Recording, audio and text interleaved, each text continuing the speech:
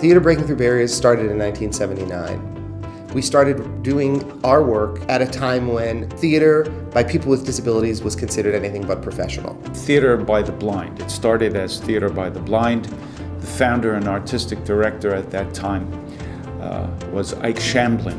Throughout the decades and the growth of the company, they realized that it needed to expand to become more inclusive, and that is how Theater Breaking Through Barriers was born, maintaining the moniker TBTB. By changing the name to Theater Breaking Through Barriers, we opened it up to people of any disability or not. We mix disabled and non-disabled artists and make the work more about the art. It's an overall view of including everyone in the theater. Our goal as a theater company is to try to alter the perceptions of disability in our world. It's not just shows about disabled characters or stories about disabled people, but in fact, classics, plays from all different genres, to have actors with disabilities shown for their talents, playing all kinds of roles that have nothing to do with disabilities. When you come to see work because you like a playwright or you like a particular show, and then you see artists on stage who are disabled, and you acknowledge that, but then suddenly you get drawn into the story, the disability disappears. It doesn't matter. It becomes completely inconsequential.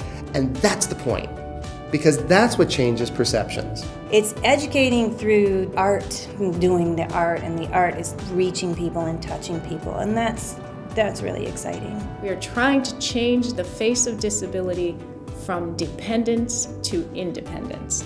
If we know our body, but definitely we are the same, you and I. So right now, we're working on a project where we are creating 3 short plays for the United Nations. The United Nations reached out to our company because they heard about this company working with performers with disabilities and thought, hey, this might be a really good match. We've performed original pieces about various issues at the United Nations here in New York. And now we get to go to Geneva, Switzerland, and it's an incredible honor. I think it's going to be so exciting and wonderful. We've been here for 40 years, and I feel we've earned a reputation for excellence.